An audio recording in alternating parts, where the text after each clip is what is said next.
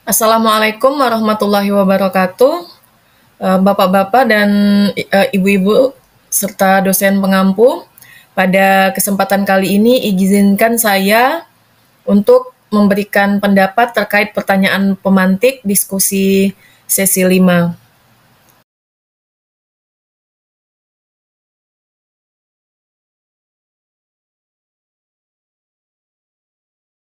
Dalam menjawab pertanyaan pemantik tersebut, saya memahami beberapa jurnal. Yang pertama, jurnal dengan judul Akurasi Penggunaan ChatGPT dalam Menganalisis Materi Pembelajaran yang ditulis oleh Aprilisa Pratiwi. Kemudian jurnal yang berjudul Perspektif Mahasiswa Terhadap ChatGPT dalam Menyelesaikan Tugas Kuliah yang ditulis oleh M. Husaini. Kemudian jurnal dengan judul Analisis SWOT Penggunaan ChatGPT dalam Pendidikan Dunia Islam yang ditulis oleh Renti Asmar. Nah, sikap saya sebagai seorang pendidik dalam menyikapi fenomena kasus dalam dunia pendidikan di mana ChatGPT dapat menemukan dan menjawab soal-soal matematika, sains, dan sebagainya dilihat dari perspektif kelebihan dan kekurangan AI. Nah, sebagai seorang pendidik, keberadaan ChatGPT ini bagi saya yang pertama bukanlah sebuah tantangan gitu. Jadi, sikap saya itu adalah menyambut AI sebagai mitra, bukan ancaman ya. Saya melihat ChatGPT ini bukan sebagai pengganti guru ya, Bapak Ibu, tapi sebagai alat bantu yang bisa membantu proses pembelajaran saya di dalam kelas ya. Selain itu bisa membantu siswa memahami materi-materi sulit secara lebih personal gitu.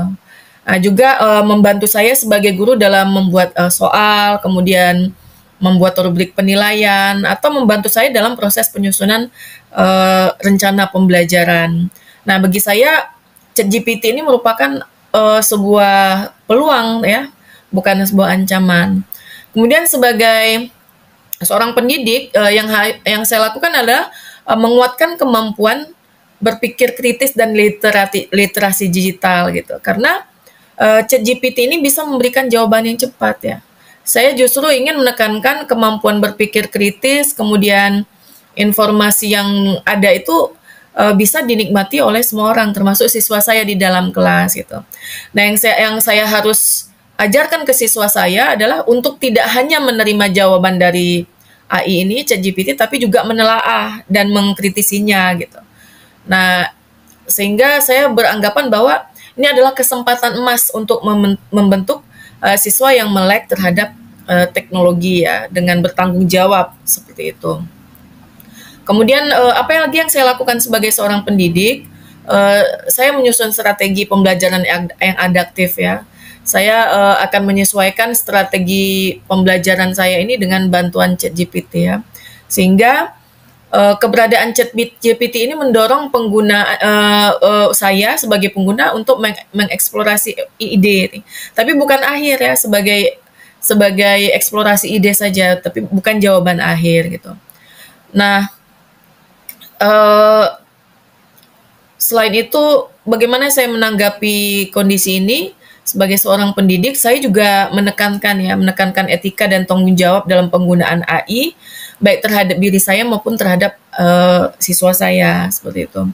Karena menggunakan AI secara jujur dan bertanggung jawab ini, itu sangat membantu ya, sangat membantu kita dalam proses mengembangkan ilmu yang kita miliki gitu. Jadi kita merasakan mendapatkan manfaat dari AI itu, bukan malah justru membuat kita menjadi seorang yang manja ya, yang terima apa adanya tapi tidak tahu apa makna dari proses yang kita dapatkan gitu.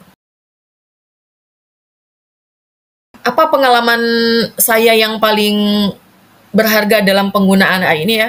Jujur penggunaan AI ini selalu saya gunakan juga dalam proses pembelajaran di kelas atau di sekolah ya. Saya juga memanfaatkan ChatGPT untuk membantu saya dalam menemukan ide-ide gitu yang saya butuhkan sesuai dengan kasus-kasus yang saya butuhkan dalam proses pembelajaran ya. Akan tetapi saya selalu menelaah keabsahan informasi yang saya terima. referensi-referensi ilmiah yang mendukung informasi yang saya dapatkan di ChatGPT itu selalu saya cari seperti itu. Dan jujur kondisi tersebut banyak membantu saya dalam mengembangkan eksplorasi saya terhadap topik-topik yang saya butuhkan.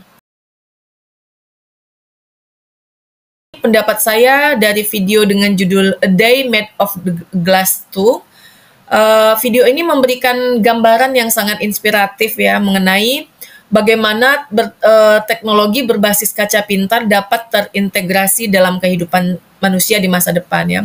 Sebagai seorang pendidik sekaligus mahasiswa ya, saya melihat banyak peluang dan tantangan yang bisa diangkat dari tayangan video ini, khususnya dalam konteks pendidikan di tingkat sekolah dasar. Nah, dalam video ini dikatakan teknologi tidak hanya menjadi alat bantu atau alat tambahan, melainkan juga menjadi bagian yang tak terpisahkan dari aktivitas manusia, baik di rumah, di tempat kerja, di tempat-tempat umum ya, fasilitas umum maupun di sekolah. Nah, hal ini menunjukkan bahwa masa depan pendidikan akan sangat bergantung pada kemampuan kita dalam mengintegrasikan teknologi secara bijak dan bermakna. Nah, salah satu bagian yang paling menarik menurut saya adalah penggunaan kaca pintar di ruang kelas ya, di mana guru dan siswa tampak berinteraksi dengan materi pembelajaran secara visual dan interaktif. Dengan hanya menyentuh permukaan kaca ya, siswa dapat melihat model-model 3 dimensi yang mereka inginkan ya. Kemudian dari video ini kita dapat menjalankan simulasi ya dan berkolaborasi secara langsung. Nah, bagi saya ini adalah representasi ideal dari proses pembelajaran ya. Sains ya, dari proses pelajaran sains yang kontekstual dan menyenangkan. Sebagai sebuah pendekatan yang sangat selaras dengan prinsip pembelajaran abad ke-21. Namun ya tidak lepas dari pertimbangan etis dan praktis lainnya gitu. Jadi di akhir video ini saya melihat bahwa ada penekanan ya bahwa pendidikan masa depan itu tidak hanya dibentuk oleh teknologi, tetapi juga nilai-nilai kemanusiaan yang berkolaborasi dengan penggunaan teknologi, sehingga muncul kreativitas dan tanggung jawab manusia, dalam hal ini siswa maupun pendidik, dalam menentukan bagaimana alat ini mau digunakan. Jadi ChatGPT ini sekali lagi bukan tantangan, tapi sebuah peluang dan kesempatan untuk lebih menggali ide-ide, mengeksplorasi konsep-konsep pemikiran manusia agar lebih berkembang, lebih bertanggung jawab, dan bisa menjadi bagian dalam menyelesaikan solusi-solusi yang mereka temukan dalam kehidupan mereka. Sekian pendapat saya.